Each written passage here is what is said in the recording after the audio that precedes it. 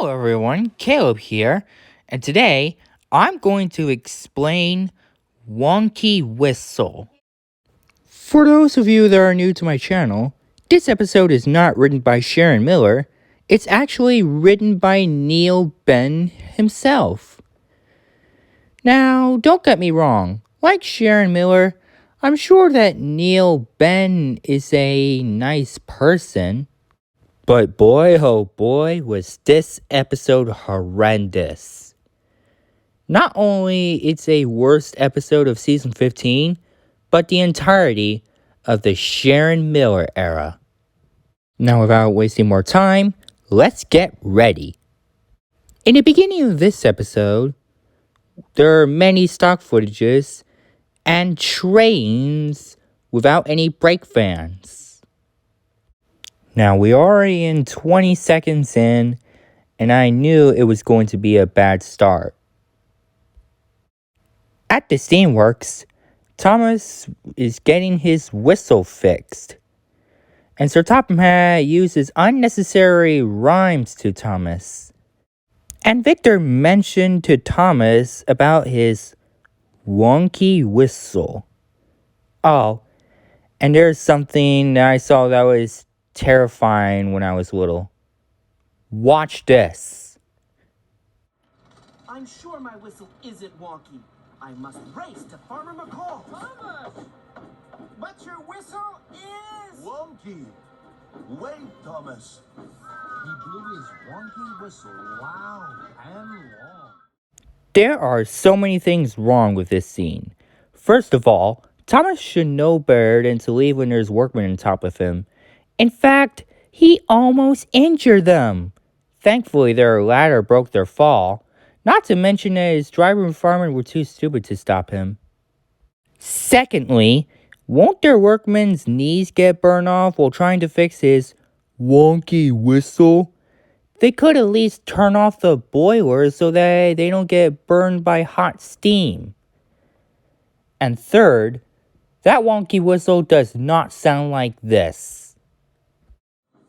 He blew his wonky whistle loud and long.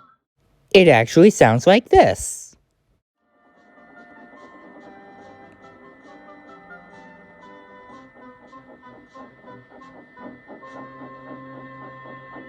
At the station, everyone covered their ears.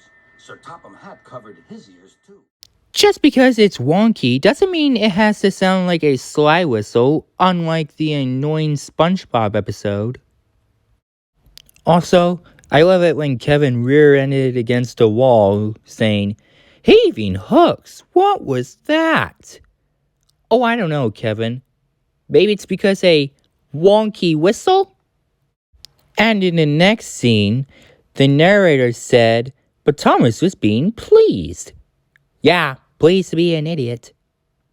And Thomas went to Farmer McCall's farm to collect only one van. And there are 3 things wrong, just like in a previous scene. First of all, shouldn't there be a brake van on Thomas's small train? I know it's a bit silly, but in real life, you need a brake van for an emergency. Otherwise, there'll be a runaway or something. 2, shouldn't the animals be in separate vans so that they don't cause a ruckus inside of a train? And third, oh yeah, it's even more horrible. He almost ripped somebody's arm off while he was trying to close the door and lock it so that the animals don't escape. Oh my god! Now I know what you're thinking.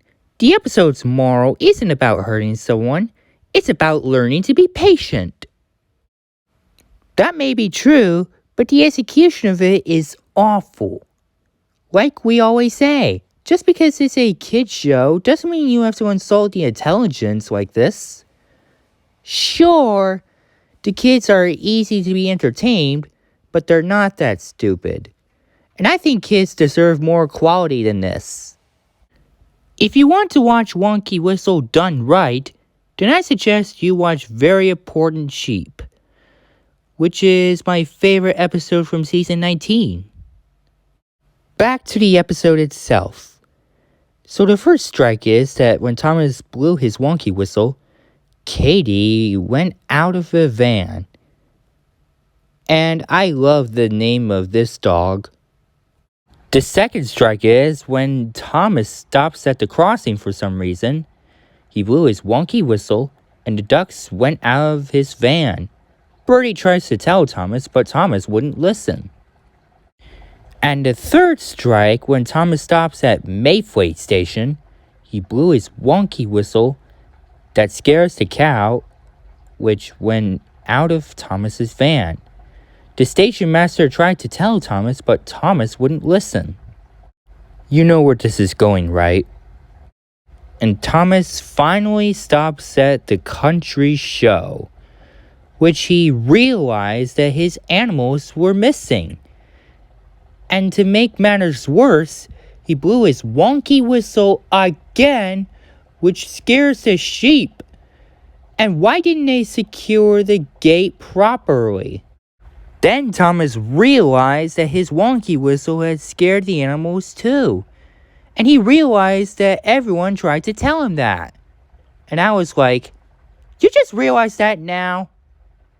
Let's look at very important sheep again. So in this episode, Percy accidentally made a hole in one of the livestock vans, which causes the sheep to escape one by one. And Thomas, Annie, and Clarabelle managed to collect all the missing sheep and then bring them to the fair. And the best part of it is, no one got nearly hurt. This is why Very Important Sheep is better than this, because Thomas should have fixed everything before it's too late. And the worst part of it is, after Thomas finally got his whistle repaired at the steamworks and managed to collect all the missing animals by bringing them their favorite food, Sir Topham Hatt didn't punish Thomas for being an idiot. I'm not saying that Thomas should be scrapped because that would be too harsh. I'm just saying that he needs a proper consequence by staying in the shed for a very long time or something like that. Because all the bad things that he had done in this episode are just wrong. Very wrong. Overall, this episode was not only horrendous, but very stupid. And those are all the reasons why it's still disgusting to this day. If you like this episode, whatever. Just understand why every Thomas fan hates this episode. As for my rating, I'm giving this episode just like Up, Up, and Away, which is 1 out of 10 stars. Because there is one thing that I do like, which is Katie the sheepdog. But that doesn't excuse its horrendous writing. And I think Neil Benn should be ashamed of writing this episode. But I'm sure that he's a nice person, just like Sharon Miller. Well, thank you very much for watching, and I'll see you next time.